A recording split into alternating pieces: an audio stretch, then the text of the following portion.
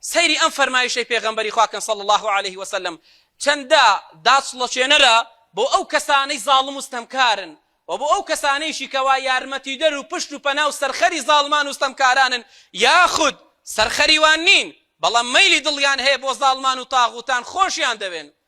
پێشەوە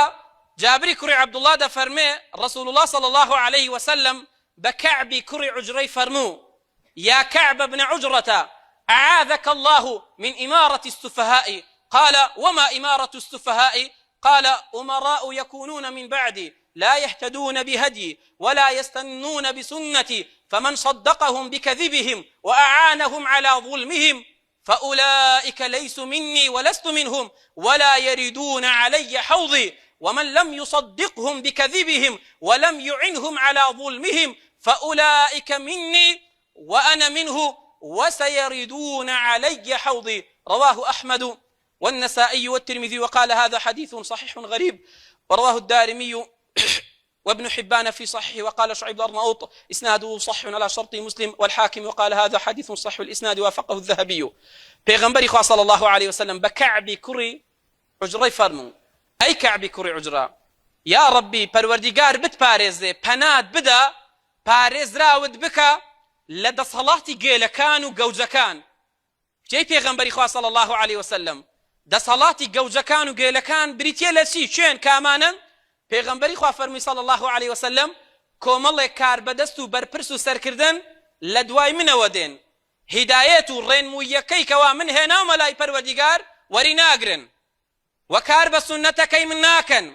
پابەندی سونەتەکەی من نابن. سەروەرمان فەرمووی صلی الله عليه وسلم هەر کەسێک باوەڕ بە درۆکانیان بکە کاتێ بەهار بۆ خەڵکی دێنێنە ئەژنۆیان هەر کەسێ باوەڕ بە درۆکانیان کە کاتێ خۆڵ دەکەنە چاوی خەڵکیەوە کاتێ درۆی بریقەدار دەکەن و یارمەتی دەریان بێ لەسەر ئەو زوڵم مستەمەی کەوا دەیکەن پێغەمبەر صلی الله عليه وسلم فەرمووی ئەو کەسەیە لە من نییە و منیش لەو نیم با نەڵێ لە ئومەتەکەی محەممەد المستەفام صلی الله عليه وسلم با چاوەڕێی شەفاعەتی من نەکە و ئەفەرمێن نایەتە سەر حەوزی کەوسەر لای من نایەتە سەر حەوزی کەوسەر لای من. و فەرمووی هەر کەسێک باوەڕ بە درۆکانیان نەکا باوەڕ بە چاواشەکاریەکانیان نەکا و هەروەها یارمەتی دەریان نەبێ لەسەر ئەو زوڵم مستەمەی کەوا دەیکەن پێغەمبەری خوا صلی الله عليه وسلم فەرمووی ئەو کەسە لە منە و منیش لەوم و دێتە سەر حەوزی کەوسەر لای من لە حەوزی کەوسەری پێدەدرێ لە ئاوی حەوزی کەوسەری پێدەدرێ. زکاتێک ئیمامی ئەحمەدی کوڕی حەنبەلیان لە سجن کرد هەروەکو ئیمامی ئەلئەسبەهانی لە سیەڕ و سەلەف الصالحین دەیهێنێ لە ئیمامی مەڕوەزیەوە ئیمامی مەڕوەزی دەفەرمێ کاتێ پێشەوە ئەحمەدی کوڕی حەنبەل لە سجن و لە بەند کرا دەرگەوانی سجنەکە چی قوربان ئەی باشی عەبدوڵڵا ئایا من لە یارمەتی دەری زاڵمان هەژمار دەکرێم چونکە پاسەوانی ئەو بەندینخانەیە و ئەو دەرگایەم کەوا تۆی لێ بەند کراوی؟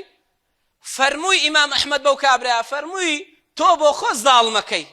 تۆ بۆ خۆت ستەمکارەکەی تۆ بۆ خۆت ناحەقکارەکەی ئەو کەسەی خواردنت بۆ دێنێ